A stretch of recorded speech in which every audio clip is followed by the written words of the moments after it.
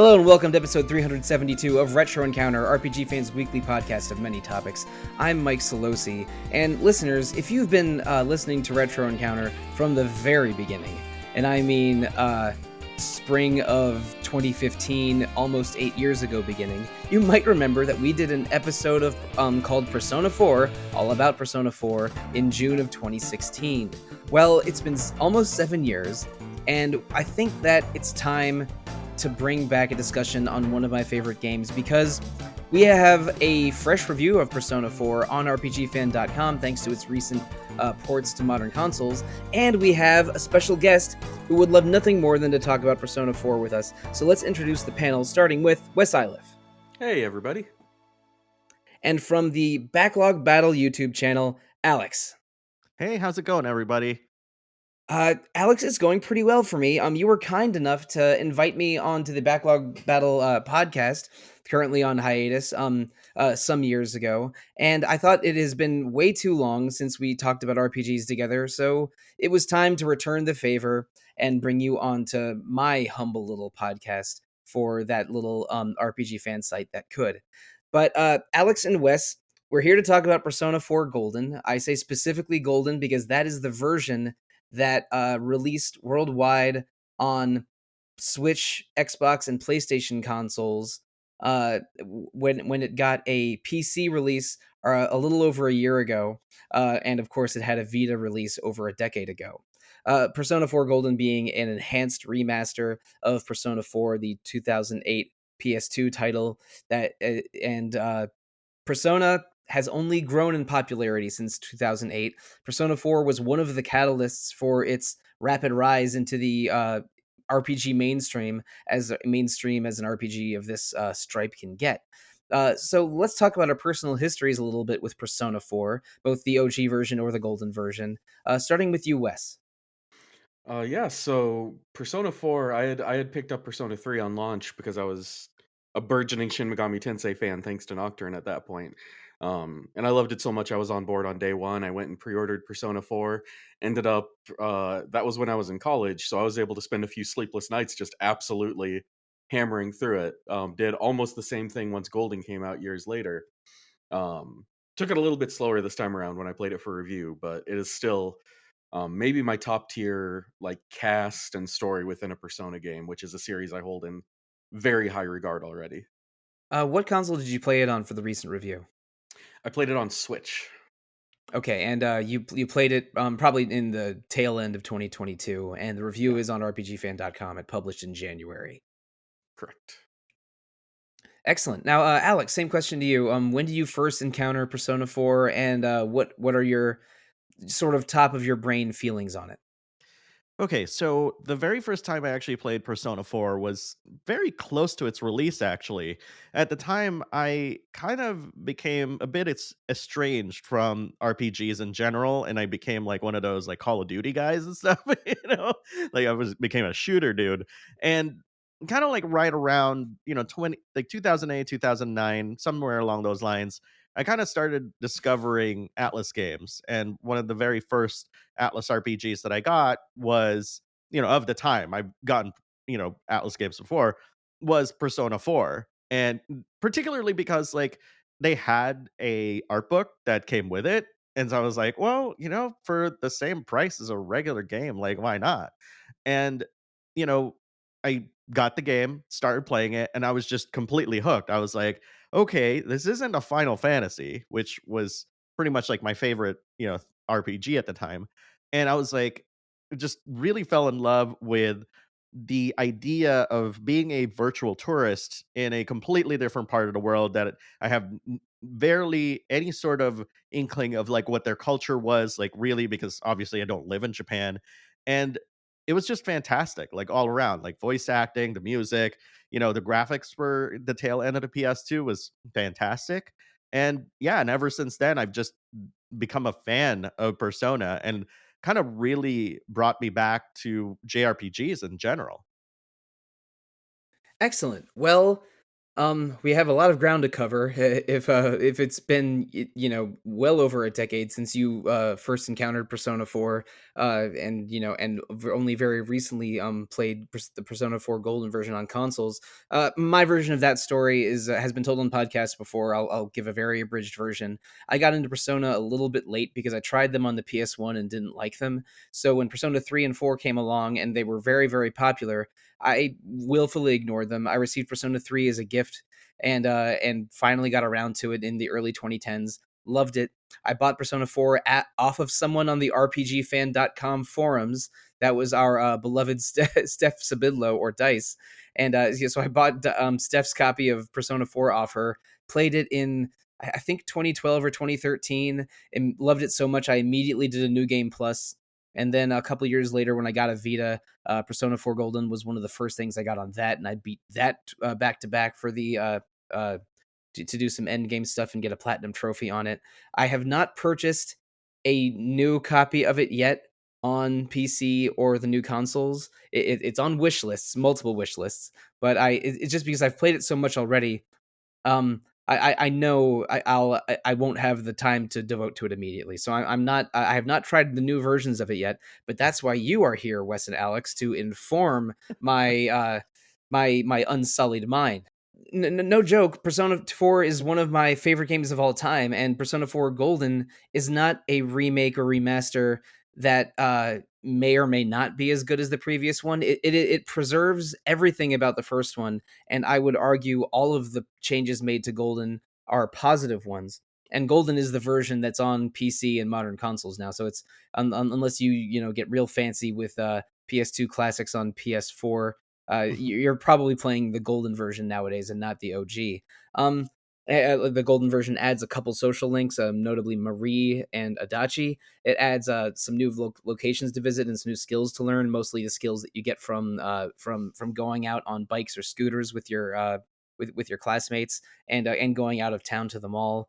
It gives you just a few new extra ways of increasing your social stats or talk or hanging out with your friends.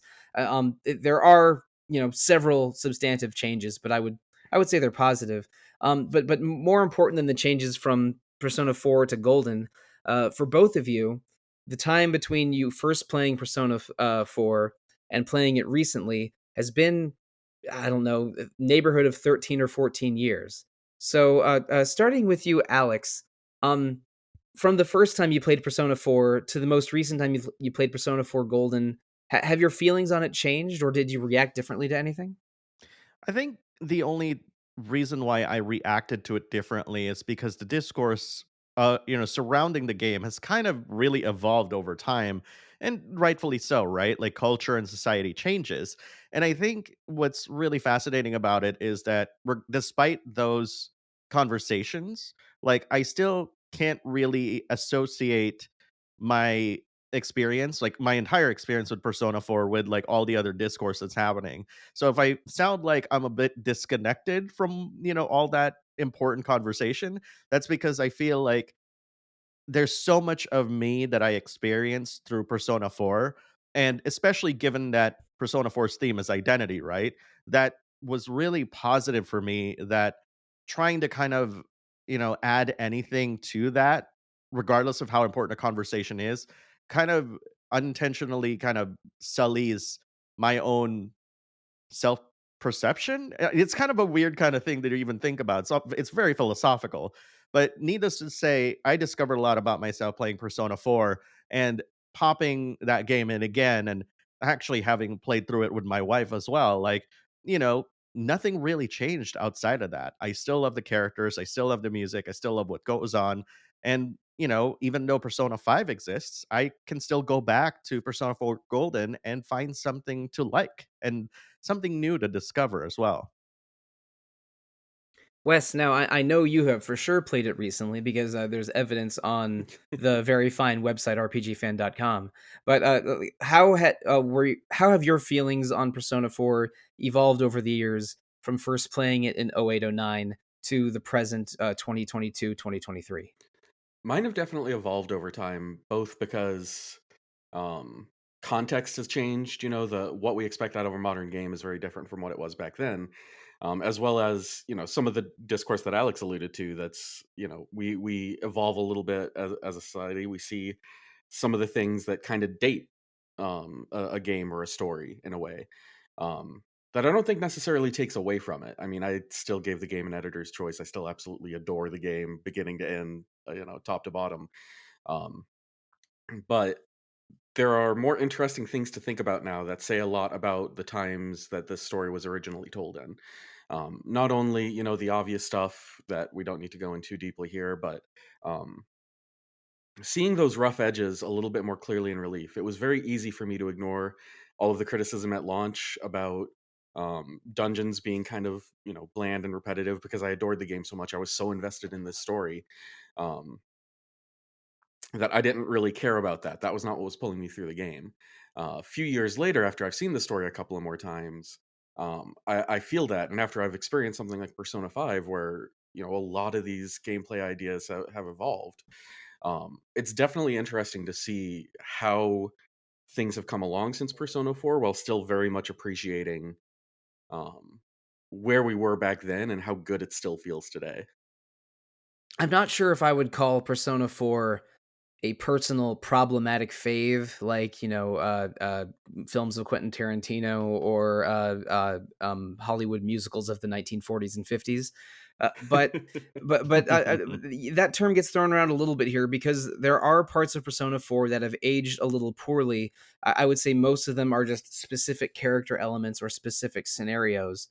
Um, but the things about Persona 4 that it did the best, the virtual tourism of a town in rural Japan, exploring the struggles of so many very likable characters, most of whom are Japanese teenagers. Having a grind that is a little bit empty dungeon corridors, but has a lot of fun, and seeing the numbers increase in the way that that many it, is satisfying for many of us that enjoy RPGs in that way. And again, I played these games uh, 8 to 10 years ago, but I I've thought about going back to it a lot because I liked those early experiences with Persona 4 so many times that even though there would be no surprises in the story, it feels like it would be comforting to go through some of those same loops again and hang out with my friends in Inaba again. I I will say, I know we'll get to it, but the changes made to this most recent release, while relatively minor, did help smooth over some of those rough edges for me in a way that I absolutely loved. Oh sure, tell us a little bit about them. We can address it now. So aside from obviously it's got a higher frame rate, it's a little bit sharper, it just looks better. The big thing that hit me were the more minute difficulty options. You can tweak things like how much experience and gold enemies give you, and how powerful they are versus you. Which meant that for the most part, I just played through the game with experience and gold turned up a little bit, so I didn't have to grind through the corridors quite so much. I would still go through for a few quests here and there, but it felt more like a modern experience that doesn't expect you to grind just by those little tweaks that you can take, that don't necessarily affect the overall experience of the game. Yeah, we don't need to make this an episode entirely about difficulty settings in RPGs because that is an entire episode discussion. But I mean, adjustable difficulty means you can satisfy the challenge hounds and satisfy the I just want to play it for the story people. So I think that sounds great. Yeah, I appreciate anything that lets you go into the minutia a little bit and lets you tweak it, because I don't necessarily want it to be easier. I just want it to take a little bit less time.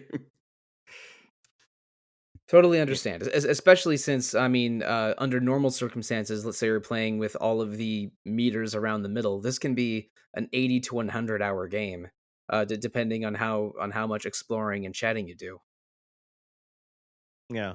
And it's kind of funny too because like I when the last time I played Persona 4 Golden, it's kind of weird because I kind of played it exactly how I played it, the past 2 or 3 times that I played it. And for the record, like in my fifth playthrough is happening right now. So like on the Steam version. So and even then I'm still playing it the exact same way, like putting it on normal difficulty and kind of 100%ing every single floor every single time I come back. I've gotten it to a science at this point much like when I used to play like Ninja Gaiden 2 for the NES, where I literally would just press the buttons the exact same time, the exact same way as I did like years ago. It's kind of crazy. It's almost like muscle memory. And it's kind of nice to hear that the new difficulty settings kind of like, make a difference for the experience and stuff. And, heaven forbid, like Golden already had a ton of like quality of life features that really made the game so much more accessible when compared to 4. Like, not a lot of people remember this because there've been a lot of fans that joined the Persona fandom with 4, but back in Persona 3, you couldn't even control your party, Like, you just You had to couldn't, you control it. couldn't even go into a menu to change your party's equipment. You had to go to the lobby of the dungeon at the center of the game and talk to them. And Mhm. sometimes they would just change their own equipment without telling you, which is not not my favorite part of Persona 3 Fest, let me tell you. Mhm. But the portable version does like give you some more party control and unit control, and that's the version that's been ported to modern consoles. So yeah, the kids nowadays that started playing Persona when it was the Joker and Morgana show, they don't know the struggle. Yeah. Yeah. And by the way, just to kind of be clear here, I literally played through Persona 4 at one point, like after my first or second playthrough, by having the AI do everything for me. Like, that's how good I got with Persona 4. Like, I was just like, yeah, sure, waste all those items. I can still survive this battle, no problem. I don't know. I had to buy a lot of Dr. Salt at the vending machines to keep my SP up for some early dungeons. I don't want my teammates using all those without my permission. Funny thing about that, I never bought vending machine soda or anything like that until I played the game with my wife. And that was literally the fourth playthrough. I I enjoy a vending machine. I've in an RPG. I even wrote an article about that once. So you bet your ass. I went to the vending machines in Persona 4. Um, But okay, if we really don't. If we're really going to be here forever if I'm talking about the vending machines. One thing I think that's interesting about the sort of, let's say the Persona 3, 4, 5 trilogy, even though they're not really a trilogy, and maybe in a larger sense, Atlas's rather incredible run on the PS2. They released something like 7 or 8 PS2 RPGs, most of which are great. We were talking about Nocturne, 2 Digital Devil Sagas, 2 Raido Kuzunoho games, the Persona 3 and 4, probably others that I'm forgetting. Um, like a lot of those had different staff behind them, but Persona 3, 4, and 5 have had sort of like their own version of uh of of sort of the Dragon Quest trinity. Katsura Hashino as the director and lead designer, Shigenori Soejima as the art supervisor and character designer, and Shoji Meguro as the music composer. And they were sort of the artistic force behind Persona 3, 4, and 5. From everything from theming them to specific colors to creating specific moods with music and setting choices. Hashino, at least, is not going to be part of Persona 6. It's the end of this run of Persona leadership. So, what do we think about that? Like, um, Persona 4 has a lot of yellows. It's brighter and poppier than Persona 3 or 5. And to in fact, it like sometimes it's so cheery in its setting that people accuse it of being too much like you know Scooby Doo, Where Are You, or similar. Like, what do we think of the design choices and the art of Persona 4? Maybe if we have to compare it to other RPGs of its era, that's fine. But uh, do you think it's too yellow, too colorful, too happy? I'll take this. I think, like, I don't think it's necessarily that bad. And I think, the whole idea that RPGs that have world-ending disasters have to be grim is, I feel like it's a prevailing thought that thankfully is slowly changing, right? When I look at the landscape of JRPGs these days, or even RPGs in general, more specifically, I guess JRPGs, you see something like Tales of Arise, which has some very kind of dark themes and stuff, but it's still kind of portrayed in this, semi lighthearted mode with like bright colors and stuff. And I don't necessarily think that's a bad thing. It's the style of the region or the team that's creating it, right? I think also what I find fascinating about Persona on top of that, and you mentioned yellow, is that there are prevailing colors that serve as kind of like the blanket motifs for the games, right? Like Persona 3 is, purple, and then of course Persona 5 is red. Who knows what Persona 6 is going to be? But also, I think Persona 4 being yellow is kind of more indicative of the subject matter, much like all the others in this case. Because, like, when you think about when I think about the yellow in Persona 4, it immediately reminds me of the identity subject matter that it talks about. And I know that there's a lot of conversations about how Persona is like a like a Jungian philosophy and stuff, but I think, like, even for me, that yellow kind of really embodies that that kind of idea that Persona is this search for identity, and that's why, like, I really loved it. But going back to your point, like, I don't necessarily think that's a bad thing. I think that multiple flavors for multiple things is completely fine. I only ask that it makes a lot of sense for the game itself, right? Like, if it's like a comedy game and stuff, and it's like it's got realistic gore and all that, it's kind of jarring in that sense. Yeah, I've always thought that discussion was a little ridiculous. I mean, I only bring it up because it has maybe not dominated, but been consistent through Persona 4's entire life cycle. Like, this game is too silly; it's not dark enough, and people, people of a certain age or of a certain kind always want their video games to be mature or dark or darker in some way. I mean, also remember, this is a game about tracking down a serial murderer, Mhm. so it doesn't exactly begin from a bright and cheery angle. Wes, what are your thoughts on the overall tone and color palette of Persona 4? I think it fits kind of perfectly with one of the ideas that I've always had about how you tell a story that has horror elements or suspense elements or something that's supposed to make you feel like that feeling in the pit of your stomach, that you have to have the high points in order to show the low points. And Persona 4 does that in a big way. It's got this bright poppy intro, especially in the golden version. It's got those bright colors all over the menu. There's like this feeling of almost dancing along to the music as you're playing. But that makes it so that when the really heavy stuff does happen, when certain people end up in life-threatening peril, you feel it all the more because you have seen all of these happy moments with those characters. Mhm. You have been through, all of the ups and downs, but those very human moments, so that when the more like supernatural, horrifying moments come up, they hit all the harder. A lot of times you get like the kind of streaming vanity show effect where it's all serious all the time, everything is bad, everything is horrible, um, and you're supposed to take it seriously, but um, you're left wondering, like, what is it even like when these people are happy? Like, what are they fighting for? Like, what better life is there for them? Whereas in something like Persona 4, you see that brightness, you see the happiness, and it makes the darkness feel like all the more stark when it comes up. Mhm. Yeah, and that's something that you see in not just video games, but in film, even the darkest thrillers or noir movies will have jokes because I mean, you need to have the light balance the dark to make the light seem cheerier and the dark seem scarier. That's And essential storytelling. yeah, Yeah. exactly. And I mean, I mentioned this before, how going back to Persona 4 will feel like revisiting Inaba and seeing all my friends.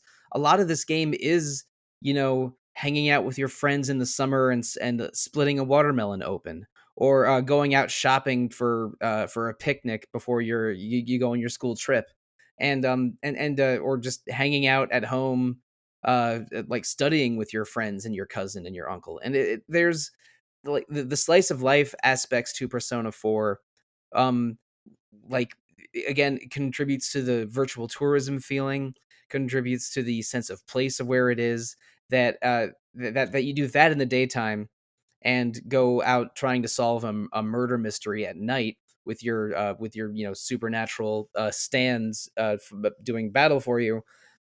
It's it creates a vibe that's sort of unique to the Persona series and maybe also JoJo's Bizarre Adventure. But Wanted to make we sure don't. that one didn't fly under. Yeah, exactly. We don't need to go, or maybe Scryed for fans of Adult Swim of the mid 2000s. Oh my Um goodness. Can I actually chime in real quick? Are we allowed to actually talk about spoilers in this episode? We can. I would like to maybe not talk about the exact identity of the culprit until the very end, so we can give Of a course. warning. But yeah, we can. I mean, people know that I spoil the hell out of everything on this podcast. So if you're anything up to the end, I think we can talk about without warning. But I would like to hold off the identity of the killer and the final boss. Sure, totally. I wasn't even going to mention that because I just want to address like what Wes was talking about when, when he said something along the lines of like somebody important basically gets like put in peril. And I was just thinking to myself, and I wanted to field this question to both of you: how insidious is it that for that person you had to see them every single day at the end of the day, all of a sudden, maybe the later half of the game, they're just completely gone? Heartbreaking. Like, legitimately bums me out when I go through that section even today. Yes. Yeah. It is, yeah, it's gut wrenching that they create the sweetest little girl in video game history, Nanako Dojima, and she is just so charming and sweet and likable, and every character that interacts with her loves her, and then for her life to be put in danger very directly, I think any player of the game that gets to the November zone where that part of the story happens is just like gripping their controller ready to break it in half. It's like, oh, I'm going into that dungeon and getting Nanako to safety right the hell now. Like it's a very I would say it's a powerful feeling, or it definitely the game's a little emotionally manipulative at how good it is at having you fall in love with Nanako and then just have an incredible amount of rage directed at Namatami and others. Yeah, and to kind of add to this and stuff, what's actually really so fascinating about Persona 4 and how it embodies the slice of life is that to me, like it proved that a slice of life kind of game design can be very thoughtful when it comes to like imputing specific feelings towards yourself, right? Like when I played Persona 4 originally, there was no way that you can actually save the game for the first hour of the game. No way. So the whole part in Golden where you get off of, your car and then walk around in town and stuff, they added that for Golden because a lot of people were complaining that literally that whole hour you have to watch it and not be able to skip it on the PS2 version or you're not saving the game at all, which is really crazy. But my counter argument to this is that because they kind of force you to go through this and trudge through that section, they've kind of forcefully slowed down the pace of the game dramatically. And the reason why they're doing that is because they want you to feel like you're in a provincial town when things are much slower. Like you guys have probably encountered so many people who say like if you're in a city like LA or New York, time moves really quickly because, that's just the pace of the city. But when you go to the countryside, everything's laid back, everything's slow, and which is why I get why people complain about that part. But to me, I was like, really enjoying that whole part. And the reason why I bring that up is because the whole idea of at the end of the day, Nanako greeting you and saying, "Hi, big bro. Welcome home, big bro." Literally every single day you hear it. "Welcome home, big bro. Welcome home, big bro." And then all of a sudden silence and then you hear the music. You're just like, "Oh, this is horrible. I have Yeah, to save Nanako now." And just last thing, a friend of mine recently started playing through the game again, and literally she got to the point where she had to save Nanako, and she literally could not stop playing the game because she felt in her heart of hearts she had to save Nanako today. my only advice when people play Persona 4 for the first time is when you get to December 3rd, check a guide and make sure you get those dialogue trees right, because I mean, if you get everything right, then the game continues and the investigation continues. If you get it wrong, then Nanako passes away and you get a game over, and that's something I don't want anyone to ever experience. Cannot deal with Yeah. that. Ooh. Absolutely not. So it's like I'm not going to give you any context. Just December 3rd, mark it in your in just keep that in your brain. Trust me, you want to get everything right on December 3rd. But and also December 3rd in Persona 3 is when the harbinger of Nyx tells you that the world is going to end. So Mhm. December 3rd, for some reason, it's a big day in the Persona games. Is this Hashino's birthday or something? I don't know. And Persona 2 Innocent Sin does take place in the Grand Cross in 1999, which I think was but there is snow happening, so I'm not sure if it's supposed to be in fall or winter. Maybe Persona 2 is December 3rd is what I'm trying to say here. I think I get it. I get it. I think I know why it's December 3rd. It's when the Game Awards happen. Oh, You've hurt my okay. soul. You got my hopes up and dashed them so expertly. It always happens around that time, so why not, right? Sure. Okay. God. I don't know. I'm not sure how I feel about that, but I'm glad I was able to make everybody just be speechless by that one comment. Just drop us. I am ready to move on though. One thing that I think that Persona 4 does well with its slice of life elements that some other games don't do as well. I'm going to call out a game that I don't love here, so I apologize if I sound dismissive all of a sudden. Shenmue 1 and 2 for the Dreamcast are interesting, influential games for certain. And there's a lot of mundane elements to them. Like in Shenmue, you know have a part time job, you work in the docks and operate a forklift. There's a lot of sort of languid, slow paced elements to Shenmue that are very deliberate. And to a degree, that's true of Persona 4 as well. Like you're in this small town with a limited number of things to do, and there is a repetitive element because, like, for large portions of the game, you're going to school every day and listening to teachers' lectures, and then deciding what to do with your free time after class. And there is a slow pace to and the time sort of does go a wasting for parts of Persona 4. The difference though is that Persona 4, they give you the carrot on a stick for almost all of it. There, no matter what you do in Persona 4, uh it will tie into the dungeon crashing part of the game. Like hanging out at the library and reading books will increase your stats a little bit. Hanging out with your friends will increase one of the social links, which is tied to one of the major arcana of a tarot deck. And the better your social link rankings, the more powerful demons called personas that you can summon in battle. So like there's a reward or at least some substance attached to every mundane action that you do in the slice of life portion of Persona 4. And Mhm. that's also true of Persona 3, but I think Persona 4 was better about rewards and variety of stuff to do, and just did it hit it just absolutely hit for me. Like I loved that that the two systems of of hanging out during the day and battling demons during the night, they fed into each other. That is just a like a chef kissing the tips of their fingers design equilibrium.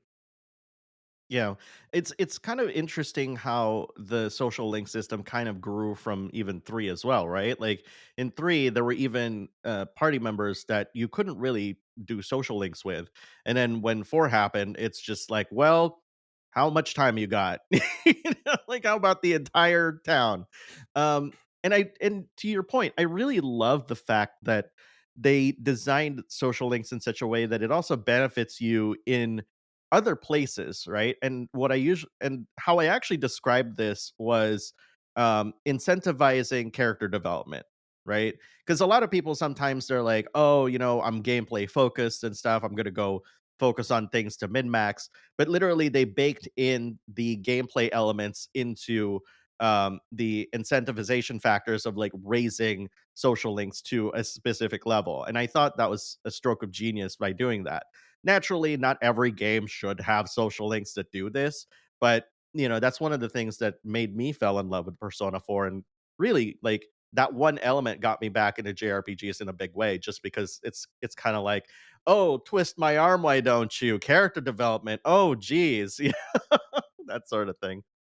I think it's kind of brilliant, honestly. One of the things that I love in an RPG that I need out of any RPG that I play is a constant sense of progression. I always love this is why I love, when equipment changes how you look, whether it's weapons, armor, whatever. Like it feels like, okay, something's changing. I'm getting that feedback that something is happening.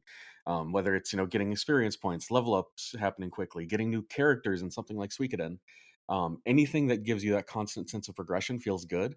And Persona does this amazing job of making sure that every moment you're getting that little like lizard brain reward, like something's improving. One of your social stats is improving, or your ability to create personas is getting a little bit better, or um, you're progressing a quest out in the real world. There are all kinds of things that all kind of feed back into one or the other, so that progressing one thing never feels like, well, this is only progressing in this one little sectioned off portion of the game. It's not like, okay, this is benefiting, the card mini game, but that card mini game is never going to touch the rest of the game. It's like, no, if you level up in some mini game, that's going to affect the rest of the game.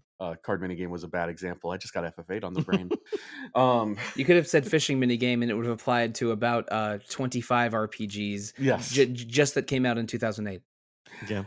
um and that's kind of what makes me so addicted to this. Normally, you have too many different disparate gameplay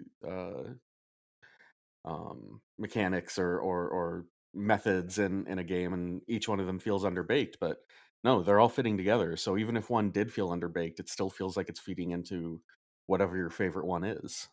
Exactly, and listeners, I hope we haven't underexplained this a little bit, but like the daytime activities balanced with jumping into a television to hunt a serial murderer.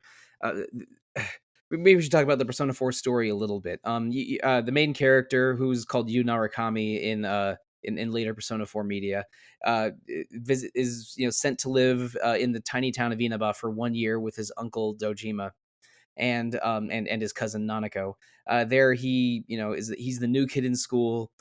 He makes a couple friends fairly early, but then notices a strange phenomenon with the television in his room. There are two mysterious murders that happen a couple days apart, right when you arrive, with the two victims being somehow strung up on the tops of buildings. But then when you notice the mysterious TV thing, you and some friends go to the local department store, jump in through a large screen TV, and discover a world there that's definitely the locations of where those two women were murdered. So you realize that, oh, these people were murdered because someone discovered this TV world, trapped them in there, and after they passed away because they were overcome by their shadows, the parts of them that they hate existing. Their shadows overcame them and killed them, and then sort of spat them out of the TV. So one by one, people are abducted and put into the TV, and you and your friends are the only group that realize that it's a serial murderer doing this for unclear reasons. And if they remain in the TV for too long, they die. So you and your friends, one by one, save the abducted people. The abducted people usually are your friends from school that then sort of join your investigation team after after their rescue. It's a little bit more complicated than that. But at one point, there's a murder suspect named Mitsuo who does not join your team afterwards. Thank goodness. That enters the TV realm. Eventually, your cousin Nanako is threatened and put into the TV, and you have to rescue her from there. And that's when everyone had an emotional awakening, as we discussed earlier, and it culminates in you sort of figuring out the larger scheme in play and challenging the true mastermind behind the first two murders. But before we go into that, I want to talk about the central characters. One thing I think is brilliant about Persona 4's uh, narrative design is that because every one of those kidnapping scenarios I talk about is someone's kidnapped.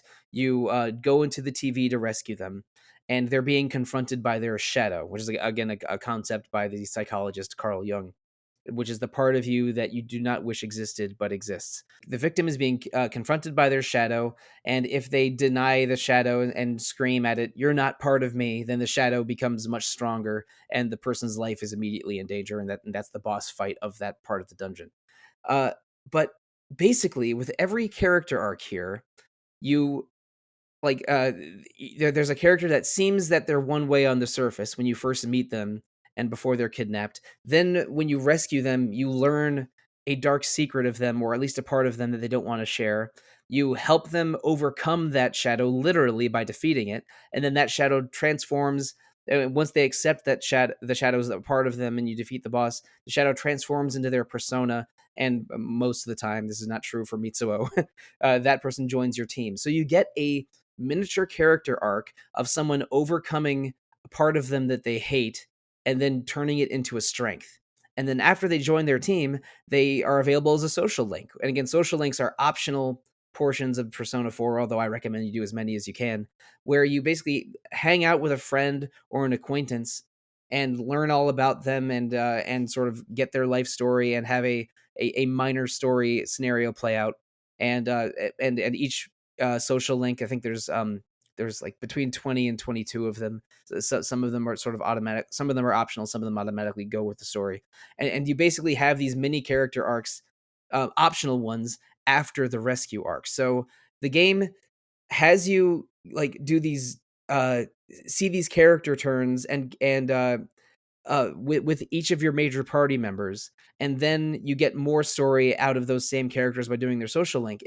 This is an extremely character driven game, and because you have a choice of social links and which characters you want to hang out with the most, there's some variance to it. It is possible to get every single social link in one playthrough, but that's challenging, and you have to do some very specific things. Um, it's this character driven story with so many great arcs, with the core of the story, like the critical path of the story, also going deep into, um not counting the main character, seven really really likable teenage weirdos, or six likable teenage weirdos and a bear. So with all of that said, that was an overlong explanation, and I apologize. Who's one of your favorite social links? It can be a main character or it can be a side character, and why did you like them? Why did you choose to hang out with them when you played Persona 4 most recently? the the one character that I always come back to is Rise. And yes, I'm not exactly a Japanese idol here. Come on, I'm just, a content creator on YouTube. But it's like even when I was young, I loved these tropes of these super successful people, like as depicted in media, having this kind of side to them that they kind of have to repress, so that they don't leave themselves vulnerable. And I feel as though a lot of Persona, in addition to identity, is also about vulnerability. And for a celebrity like her to kind of almost become a shut-in, which is the complete opposite of, like, her personality in every single situation that she is depicted in, was just so fascinating to watch, right? And of course, it brought me so much joy for her to feel like that a weight has been lifted when she finally joined, the investigation team and really embraced who she really was apart from the celebrity. Because I feel like even though a lot of us don't consider ourselves as celebrities in our own right, every single day, there's always a mask that we're kind of wearing depending on, like, you know, who we're talking to or who we're interacting with, right? Like, we have a different mask that we have with our families, we have a different mask that we have with our friends, our coworkers, etc.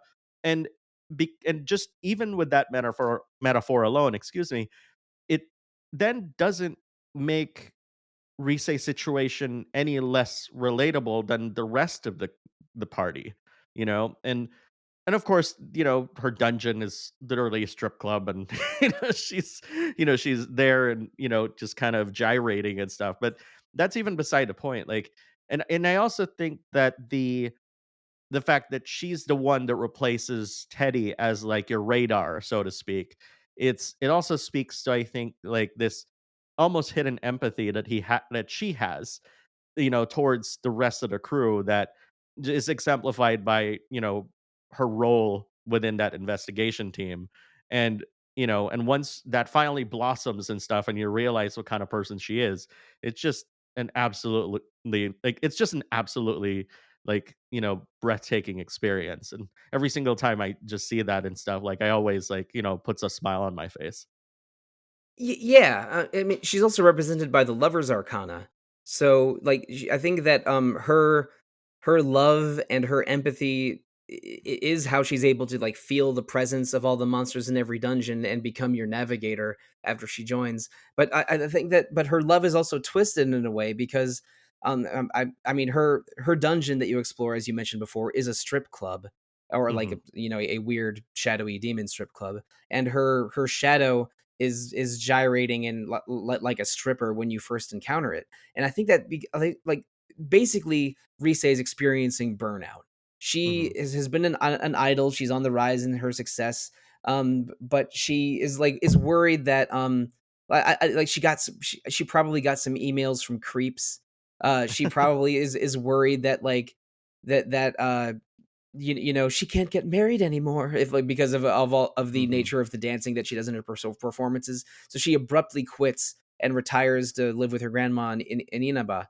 But but the fact Yeah. that that shadow is a real part of her, she worries that that means she's some kind of slut. But really, it's like, no, it's like Rise just loves performing and loves being an idol. And but like the negative, some negative feedback and some exhaustion just had her mind go to a very bad place about what being an idol means, and sort of like saving her and having her join your team. Like, she becomes way more bubbly and excited to be an idol again than when you first meet her at that tofu shop, where she's is just not interested in being Reset anymore. Reset being her idol name. Mm-hmm. And to kind of really relate like her situation to not just like myself, but also like streamers and influencers and content creators out there, I think, just speaking for myself, it's very difficult to try to be vulnerable, to thousands of people, out there. And I think, again, speaking for myself, like we get those death threats. We get the bad comments on our YouTube videos and social media and everything. There's no If you want to be in this industry, there's no clear way to turn that off unless you actually leave Twitter or YouTube or whatever, in which case that's no longer, like a career or a journey of a career or some such. And, and it's a question that I struggle with a lot. It's like how much of that vulnerability is going to make me, look weak, is my authority going to get wrested away from me if I'm too vulnerable, and I think like that's such an interesting thing about like Rise is that like she's such a multifaceted character that it could very well apply to not just like a celebrity kind of situation or even an influencer type of situation, but also like just to anybody who feels the need to change the way that they act around people. Well, I mean, if you want to be more vulnerable in your videos or streams, the obvious solution is to gyrate more. I mean, I think I think that's the only conclusion we can draw from the text of Persona 4. Which I do want to ask, like, so you mentioned that that's kind of like a part of them, which is true. But has there ever been explicitly said that it is like a representation of them, or is it like an external perspective of how other people see them? It, it- Because it's it's never said explicitly. But that shadow, which is, basically a stripper version of Rise that is promising people on the midnight channel television to take it all off. That is at least something inside Rise that she views of herself and dislikes. It's possible that those aren't her exact feelings, but she views her love of performing and conflates it with the, the sort of worst worst, maybe more sexual parts of performing. But it's never said exactly whether that is a forgive my use of this adjective, if that's her a naked truth or just her perception of that part of herself. hmm, It's a little vague, but that's how I interpret it, is that like, she hates that she loves performing when some people react to idol performances in a really gross manner. Because you do confront an idol stalker at one point, just before she's kidnapped. So we know that Rise at least experiences negative fan interactions of that kind. But I am editorializing a little bit when I'm, talking about Rise's character in that way. It's some of it is up to interpretation, with these characters and how they interact with their shadows, including with the sexuality and gender identity of several of your main characters. Well, not several, two of them for sure. Kanji is outwardly a hyper masculine delinquent, and his shadow that you confront is his dungeon is a bathhouse, and his shadow is sort of a flagrant negative view of a homosexual man. And does that and also Kanji's so Kanji's questioning his masculinity and possibly also his sexuality. Does that mean that Kanji is for sure gay or bi, and hates that part of himself or fears that part of himself? Or is Kanji straight, but parts of his personality, like how he likes to make clothes and how he's attracted to Naoto, who he believes is a full assigned male at birth, or is Kanji gay or confused or neither, or like there are multiple ways to interpret that part of Kanji. So I don't think Persona 4 gives necessarily hard and fast answers to all of these questions, but the fact that it goes to these places and gives us these character arcs is, I think, impressive. Even though I wish there are some things that they handled a little better with a little bit more grace. I'm sure both of you know some of the parts I'm talking about. Mhm. Absolutely.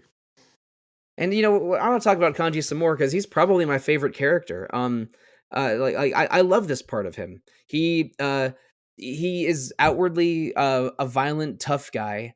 But he was bullied as a child because he liked to play with dolls and make clothes, and so he overcompensates with his masculinity. Especially since there's one scene that is a canon part of the game where he mentioned that when his dad passed away when he was young, he said, "Hey, be a strong man for your mom, son," or words similar to that. And Kanji interpreted that in maybe not the wrong way, but or like I'm sure Kanji's dad was meaning well, but Kanji sort of overcompensates with that and gets into fights and hides the part of his personality that likes making clothes and decorating things, because he's worried that sounds too feminine. He was bullied for that as a child. But I love that Kanji's arc is him acknowledging that part of himself, and in his social link after you recruit him, that arc is like he makes some little dolls for some children, and they thank him for it, and he sort of embraces the part of him that loves crafting and hobbies that he perceives as being, or at least once perceived as being, too feminine. I love Kanji. I don't necessarily identify with him because I'm not really much of a big tough guy, and I'm not much of a of a crafter either. But it's maybe my favorite individual character arc in the whole game. I love Kanji. There's not it's not a mistake that I drafted him in the first round of our Persona draft from a couple of years ago. But that's Rise and Kanji. Wes, do you have a main character or a social link you'd like to break down a little bit for us? Part of me is tempted to talk about Nanako a little bit, but she's more someone that you learn to love for the sake of payoff later than someone who has her own, realized character arc because she's a child. I mean, children are constantly evolving, and as such, are it's hard to give a compelling character arc to them. She does have a Whereas full social link though, she where she does, yeah, you help her sort of acknowledge the her deceased mother. yeah, which is, I mean, it's heavy as it is. And there is a lot to be said about how wonderful Nanako is as a character, and how striking that character arc can be when you've dealt with grief yourself. Especially, it hits all the harder. But the one that's like kind of most interesting to me nowadays is one of my favorites. When I first played the game was Yosuke.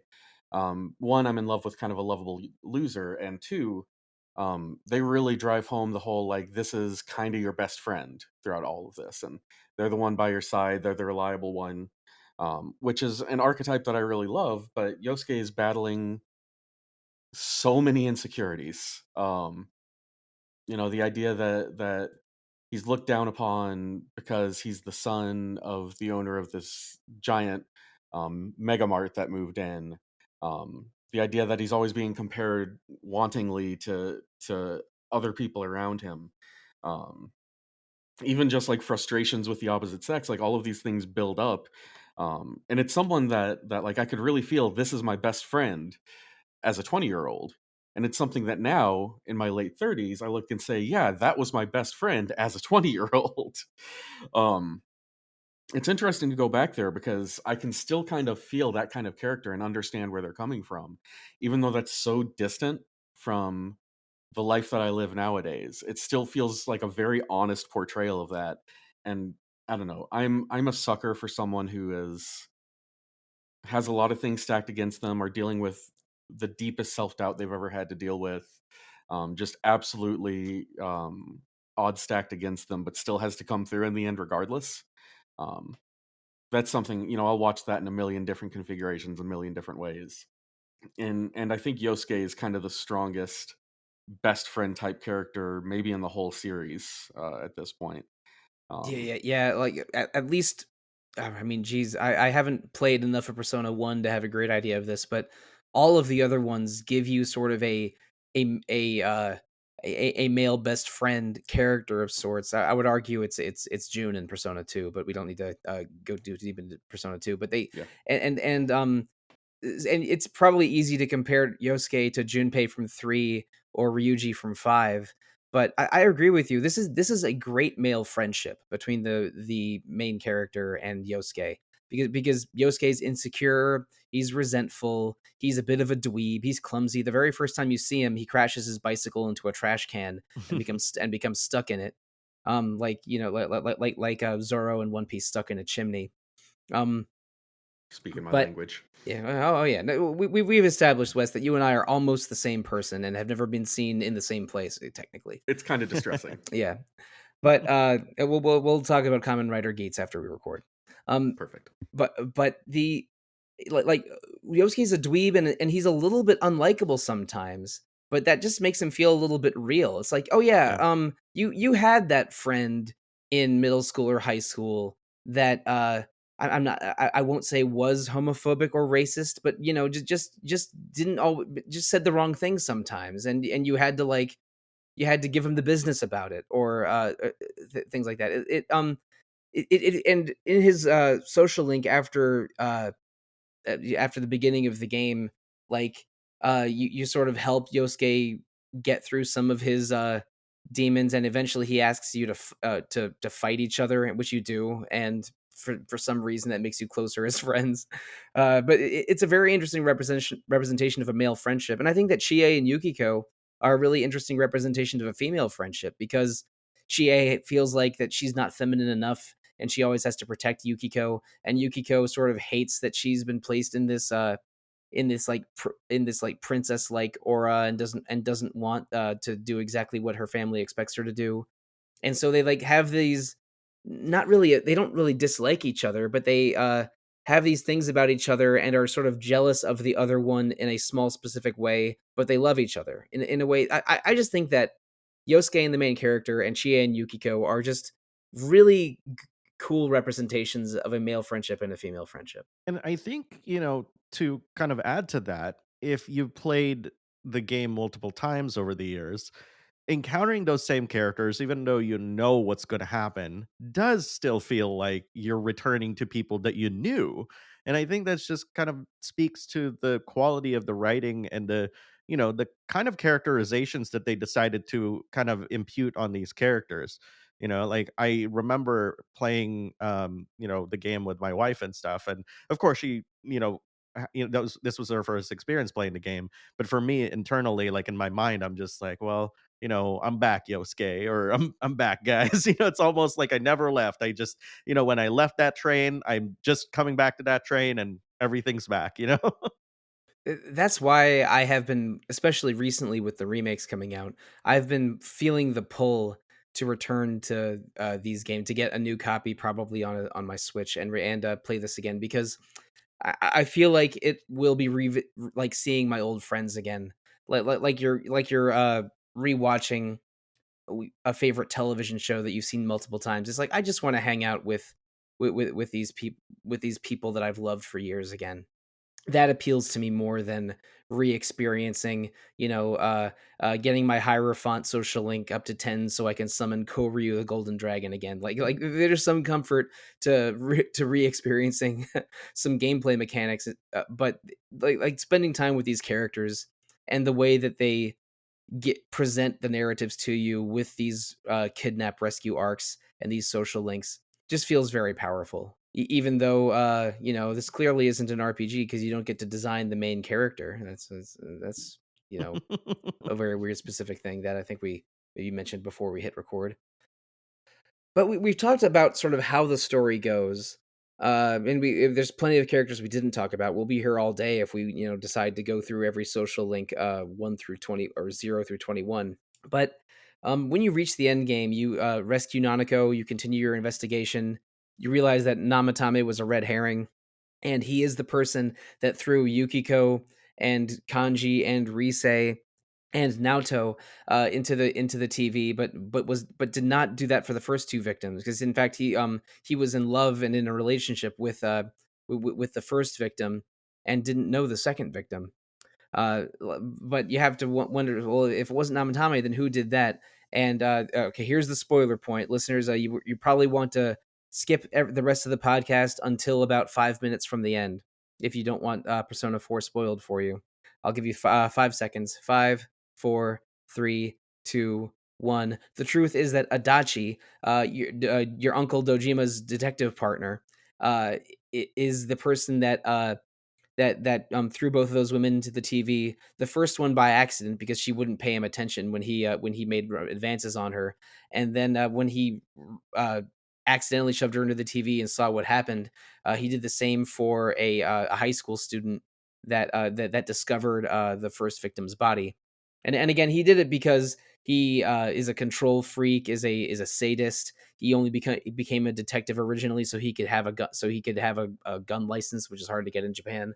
And the turn for when you discover it's Adachi, that's the mastermind, and you chase him into the TV. He makes like a visible character transformation where he goes from being the sort of bumbling assistant to Dojima to a psychopathic killer. And there is even a story route in Persona 4 where if you became Adachi's friend with the hunger social link, um, instead of accusing him, you can choose to cover up for him and get the sort of dark twisted ending trophy for that part of the game. But in most playthroughs of the game, you confront Adachi in his portion of the TV world, and that seems to be the end of the case. But there's more that comes after. But before that, what are our thoughts on Adachi as the central villain for the huge majority of Persona 4? We did a whole episode on this a couple of years ago. It's called the Persona 4 Killer. I think we recorded it in 2019, but we can give ourselves a miniature version of that episode right now. Should have expected it when they cast Johnny Young Bosch. He was going to have a dual role kind of thing. Well, okay, to be fair, they did the dual role thing in Persona 3 and 4. So this is probably what you're alluding to, Wes, but um oh, what's the guy's name? Who's Yosuke's voice actor? Yuri Lowenthal. Yeah, Yuri Lowenthal is the voice of the Persona 3 main character and of Nyx's avatar. And Johnny Young Bosch is the voice of the Persona 4 main character and Adachi. So they teased that a little bit and somehow did not bring back that trope for Persona 5. Mhm. Yeah, we should have seen it coming. I mean, you can see all the clues Mr. after the fact. Police. Yeah, after the fact pretty oh god, no, get your snowman out of this podcast immediately. No snowmen until January in my Persona 4. But oh my god, You're that welcome. movie. The Snowman book wasn't even that bad. It's a normal thriller, but the movie is just the worst. Anyway, I think that it's not super obvious from the beginning if you're going in cold on Adachi, but it's easy to see it after the fact. But um, I think that they do a pretty good job of building the reveal, or I should say building suspension to the reveal. Uh, or am I just a big dummy and it was obvious from the beginning? You can set me straight here. No, I think you're on the money. Yeah, I'm trying to remember like the situations that led me to guess it was Adachi and stuff, and I can't really tell you for the life of me. Like, that first moment, it was just like it felt to me that I know a lot of these other people just through their social links, including Dojima, right? that it would be unlikely that would be anybody in my social links. At least, and we're talking about Persona 4 here, right? Because Golden did add the Adachi social link, which, we talked about already.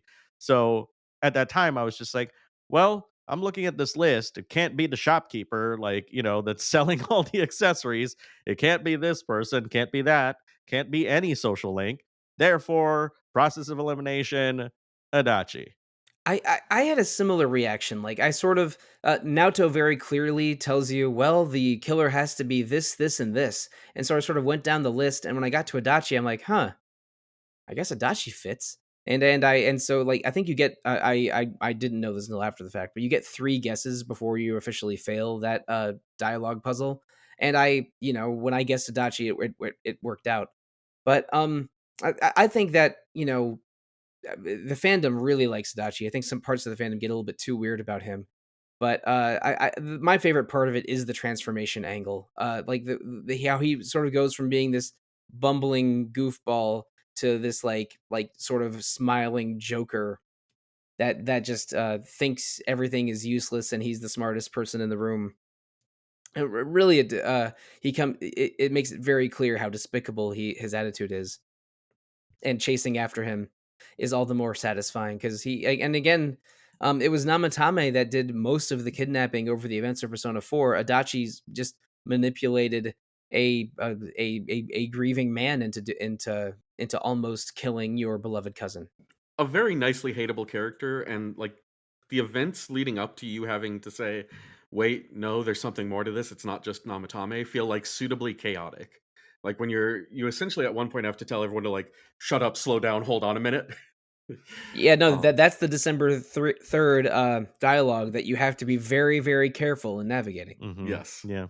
and I don't know. I that scene is always the one that stands out to me. It's like where you have to, okay, everyone's celebrating, but something's not right in my my head Yeah, here, no, and no. that's Well, you're celebrating, but about half of your friends are like, "Should we just take Namatame and throw him in the TV now, and have him be the final victim?" But Mhm. and that's a I dark don't, turn. yeah, I don't remember exactly who Yeah. says what, but I think it was like I think like is it like Naoto and Kanji and maybe maybe Yosuke are like, should we just throw him in there? And then like Yukiko and Rise are like, listen to yourselves. Mhm. But it basically it's just as Wes says. The main character has to like, wait, slow down. This doesn't like we don't know everything yet, Mhm. and you have to talk your friends into not killing Namatame in cold Yeah. blood, Yeah, which is that's a chilling moment for real.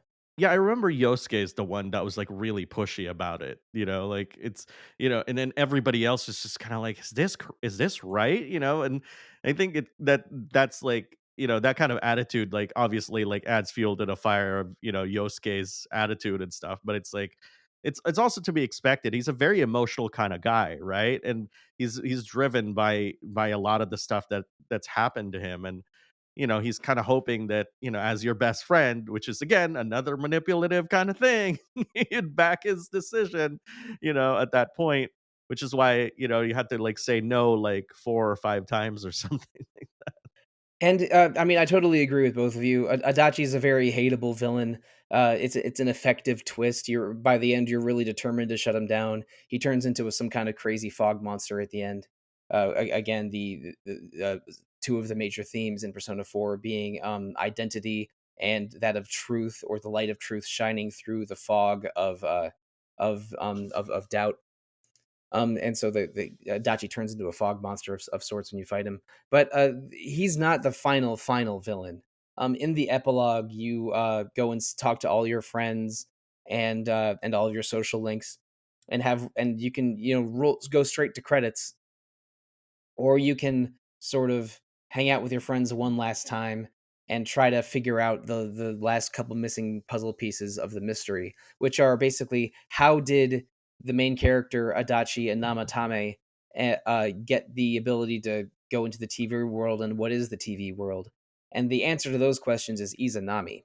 The main character's starting persona is Izanagi, who is sort of a Japanese creation god, and Izanami is a Japanese destruction god of sorts. They were husband and wife in sort of the a traditional creation myth. in Japanese folklore. Uh, so it for the main character to be represented by Izanagi and the final boss to be Izanami is a certain there's a certain poetry to that. But Izanami takes a human form of a gas station attendant, and when Adachi Namatame and the main character all entered around the same time. She, Izanami, that is, briefly shakes each of their hands because she sort of wanted to give this access to the TV world to three different people: one full of hope, one full of despair, and one full of emptiness.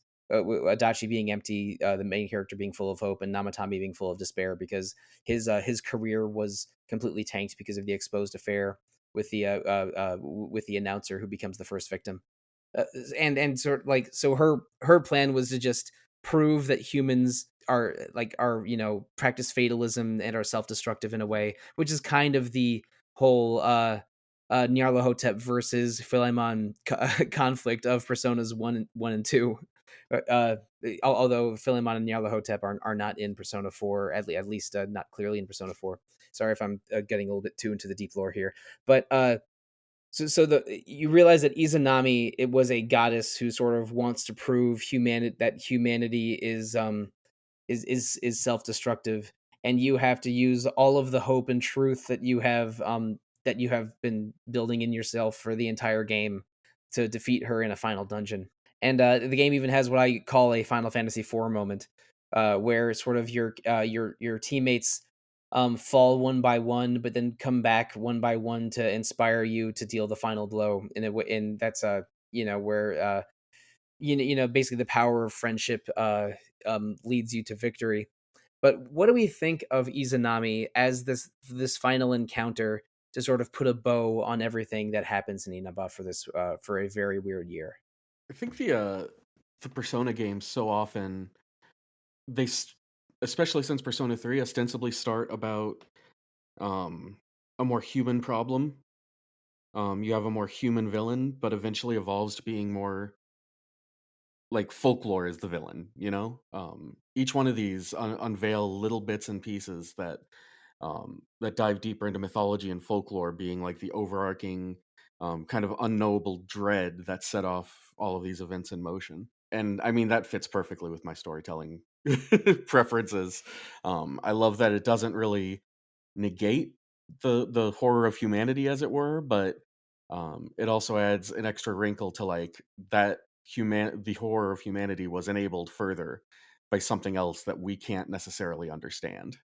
Like, that's actually a very interesting question because, like, quite honestly, like, when I jumped into Persona 4. I didn't jump into Persona, uh, with 3 and stuff like that. Like, I actually started with part 1. I never really thought that there was, like, a sort of overarching story about, like, the celestial beings and stuff that was happening kinda, like, in the background. And it was only until, like, I spoke to a friend of mine maybe 2 or 3 years ago and talking about Persona 5, where I was really surprised to hear him actually talk about, like, how, "Oh, yeah, of course, that the enemy of Persona 5 is going to be this, elder god or whatever the heck it was." And it's like, I kind of like question him. He's like, "Oh yeah, like, did you not notice this is it's like it's almost as if like it's an additional subtext for really hardcore fans to like really enjoy and kind of like appreciate the games even more." And I think for me, when I think about my experience with the game, it makes a lot of sense that a kind of powerful being is responsible for giving all these people powers and stuff. Like, if the buck stopped at like, "Oh, Adachi just made it," or something like that, I would probably be super disappointed because it's like there's no way. um, and there's also like a long history of gods, in JRPG lore and history to begin with. Like, I remember, playing Final Fantasy 1 and not realizing a lot of the enemies there are actually based off of mythology and lore. It wasn't until like a few years later I'm like, "Oh, wow, okay, that's cool." Mind you, I was like, what is it, like 8 or 9 years old, so I didn't know much and no internet, to be to add that caveat. But yeah, I Oh think my. like it it adds to, um, it just adds to the game, I feel. And yeah, I think, thanks to my friend for that matter, like I'm now kind of taking a look closer to see the kinds of choices of villains for each of the SMT slash Persona games that I played, because I do find that truly fascinating to see that there's a through line, across the games and such. Yeah, I mean, the SMT games, even more obviously, are clashes between gods of different folklores. Like, there's even f- basically all of the SMT mainline games have factions of different demons or gods that have a shared mythology somewhat. Basically battle each other. By the end of Shin Megami Tensei 5, you have to choose, to decide with with angels or Japanese demons or a chaotic third faction. But in Persona 4, uh, I think that basically Izanami wants to prove that humans will give in to despair and prefer the fog of ignorance to the light of truth, and try to just and but and you're shining the light of truth through that fog of ignorance to defeat her. And you can make similar comparisons to any of the Persona games. I mentioned a few of them earlier. In Persona 5, that god at the end is Yaldabaoth, who's which is not a which I think is like a some kind of god or perhaps an angel of order. And so its thesis is humans crave order and don't need freedom, so I will take all their freedom. But then the Persona 5 cast are like, no, we're going to break through your prison and let humans live free. Like, is an oversimplified version of some of what happens at the end of Persona 5. Basically making this small conflict of a serial killer into a larger conflict of like the human of saving humanity from this from a goddess with a dim view of humanity.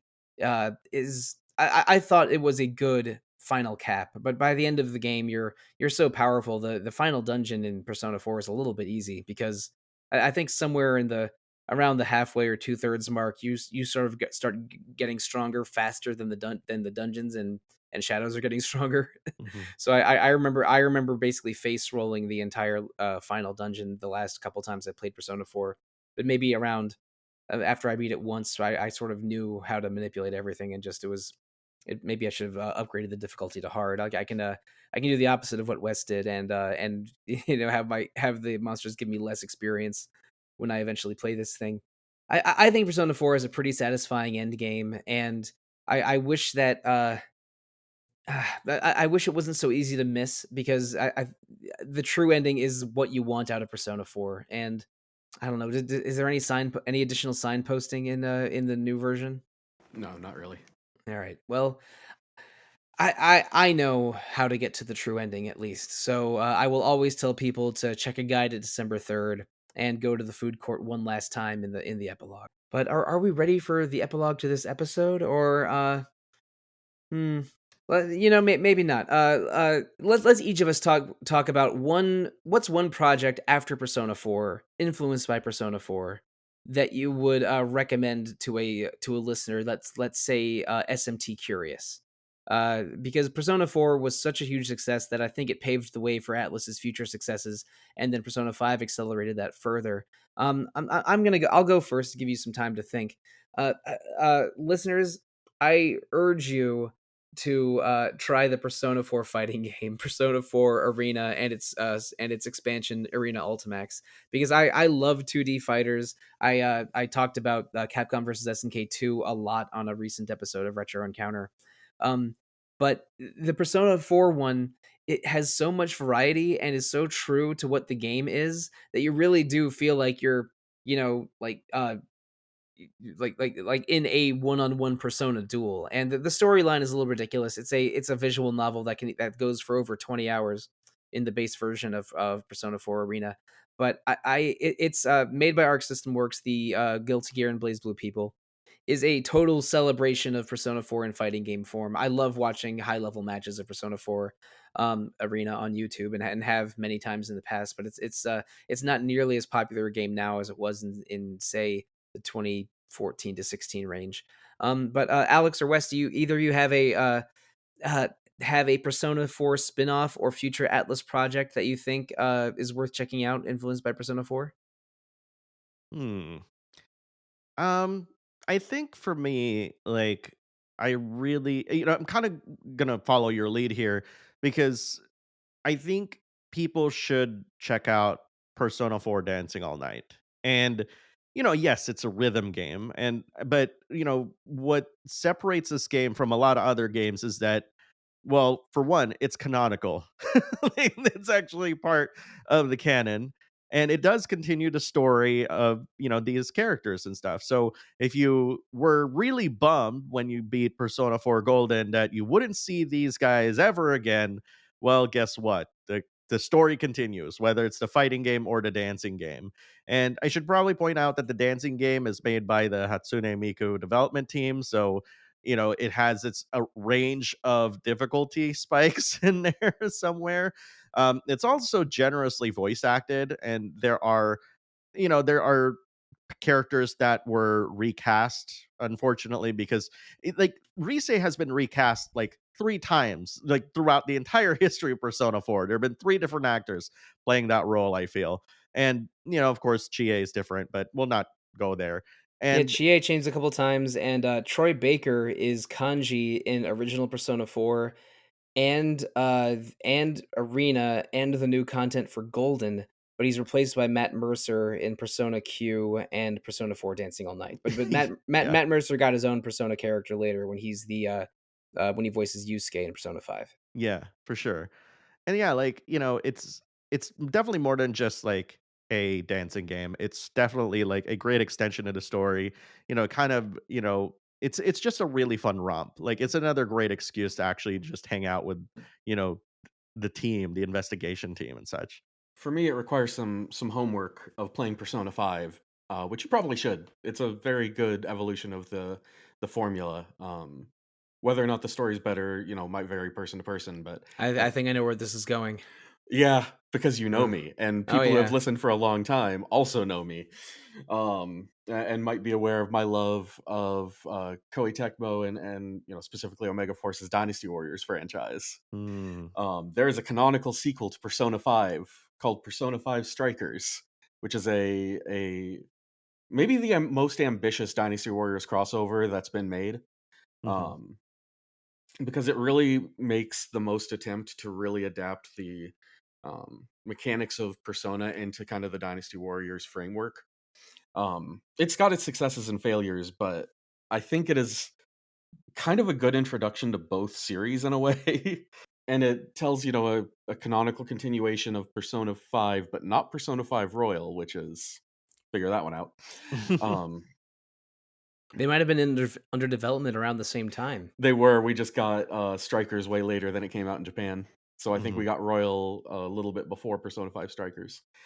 Um, but it's if you like to experience, different type of games, if you want to experience more action RPG or something a little closer to Warriors and teach you why that series has more to offer than you think it does, not a bad way to engage with both series at once. But again, it'll spoil the ever loving heck out of Persona 5, so don't skip ahead. And and to your point too, like what I love about Persona 5 Strikers is it kind of addresses, some of the problems of Persona 5, right? Like, having a specific character just be like the last person you get. There's not a lot of time to kind of dwell on their feelings, but Yeah. in Strikers you encounter that character and they actually really dedicate a good amount of time into addressing their feelings, and I really appreciated that about Strikers, on top of all the good things that you said, you know? More time with a wonderful cast, like nothing bad about that. Mhm. Now I played the bejesus out of Persona 4 Dancing All Night. I completed all 3 of the Persona dancing games because I can be a bit of a fiend for rhythm games now and then. But I have not played Strikers. I have a copy of it, so it's ready to go, loaded up in my external hard drive full of PS4 games on my PS5. But I have not gone there yet. But I do enjoy Persona 5 a lot. Maybe it's time to maybe even before I finally revisit Persona 4, I can try out Persona 5S. But even though this chapter, so to speak, of the Persona saga is over, because we know Katsura Hashino's not going to be part of Persona 6. He's still with Sega Atlas, because presumably Project Refantasy still exists, and I'm sure that someone is working on Persona 6 somewhere. And it's been 6 or 7 years since Persona 5 Japanese release. So I'm not sure if we're going to see more Persona 4 in the near future, because it's again it just got its second remade port last year. But I think that this game was so successful and so influential that when more Atlas RPGs happen, you'll be able to see the Persona 4 DNA here. But we've gone for a full 90 minutes on this podcast. Thank you so much, listeners, for putting up with us on this Persona 4 sequel discussion. Wanted to get a fresh panel talking about one of our favorite RPGs, especially since it had a relatively recent re-release and more people will have played Persona 4 than ever by the time this comes out. But also, thank you, Alex, for being our special guest. We don't have a lot of outside RPG fan guests on Retro Encounter, but but you have such an encouraging and celebratory voice when you discuss RPGs on the Backlog Battle channel, that you are a perfect fit for appearing on an RPG fan podcast. And I wanted to return the favor after you generously invited me on your podcast a couple of years ago. So thank you so much, Alex. Um, uh, and listeners, you should check out Alex's YouTube channel. Backlog Battle has multiple updates a week that cover RPG news, RPG reviews, and other RPG topics, kind of like how RPG fans podcasts do, but in a very cleanly edited video format. Oh, thank you for that. That was quite the glowing endorsement right there. I've been a huge fan of RPG fan for for many many years, ever since I started. Even on YouTube and stuff. I'm friends with Steph, of course. We've collaborated with many things on this channel, and and that's kind of like my thing. Is like I love video games because they bring us the joy and happiness that no other piece of media kind of gives us, like in this kind of interactive manner. And the channel is all about that, like just good vibes, great RPGs, great reviews, and a feeling that regardless of what you watch, whether it's critical or not, you're going to leave with a smile on your face. So definitely go check that out. You can find me on youtube.com/backlog battle. And thank you once again for inviting me to talk about practically like my favorite RPG of all time. This has been an absolute treat.